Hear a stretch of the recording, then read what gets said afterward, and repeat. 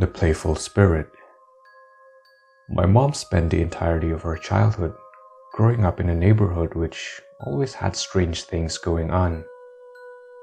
There was a family who lived a few homes away from where they used to live.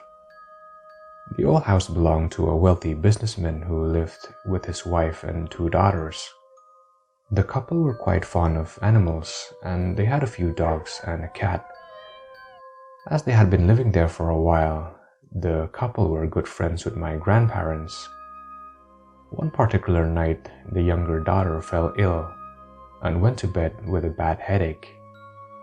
The next morning, she was dead. She had passed away in her sleep from aneurysm. After her funeral, the family went away for a while to get their minds off the tragedy. Before they left though, the father had requested my uncle, my mom's brother, to check on their pets while they were gone. My mother had heard that they had a grand piano and she had been taking piano lessons for some time, so she didn't want to miss out on the opportunity to try out her progress on an actual grand piano. So my mom and dad, who were dating at the time, decided to accompany my uncle. After entering the house, my uncle and my father headed towards the basement to check on the animals, and my mother went to the piano in the living room. As she was playing it, she felt something brush her ankles. Thinking that the cat must have left the basement and walked past her, she ignored it initially and kept playing. But then she felt it again. She bent down and looked under the piano and saw nothing. When she started again though, she felt a pair of cold hands clasp her legs tightly. She dashed to the basement door, calling out to my uncle and father, who rushed back up the basement stairs. As she was still in shock and out of breath, they took her out to get some fresh air. Once they were outside, they could tell my mom was rattled and asked what was wrong. She told them what had happened, and my uncle turned white. He went on to tell them that the daughter who had died used to play a game with her father. Whenever he played the piano, she'd crawl underneath, grab his ankles, and push his feet up and down on the pedals. From then on until the family's return, my father would accompany my uncle. However, they didn't encounter anything.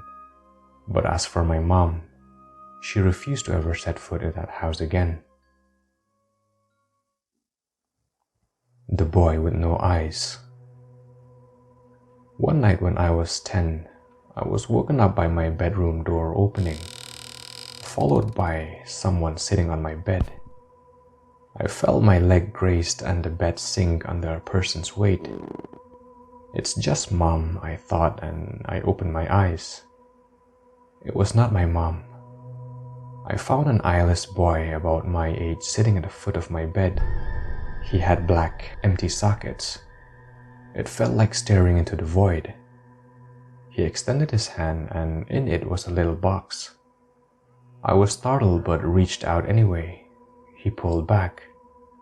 I reached out again and said, "Give it." Then I blinked, and when I reopened my eyes, he was gone. But I could still see the imprint where he had sat on my bed. Fast forward 5 years. My girlfriend came over to do her homework. After she finished, she took a nap while she waited for her parents. When they arrived, I tried waking her up. She opened her eyes suddenly, looking up at the corner where the wall met the ceiling. She pointed there and went back to sleep. I shook her again. She came to full consciousness and I explained what she had done. She looked terrified. She goes on that up on the wall I saw a little boy with no eyes. He was there in a Spider-Man pose, staring at me. I freaked out and told her my story about the same kid. Fast forward another 8 years. We were now married, and we had a 2-year-old daughter. We were living in my parents' house, in my old room. My daughter started waking up at the same time every night, and she started talking to someone. After a while, I noticed she had almost the same conversation every night. I playfully asked her once whom she was talking to. She said, "It's a little boy. He's nice."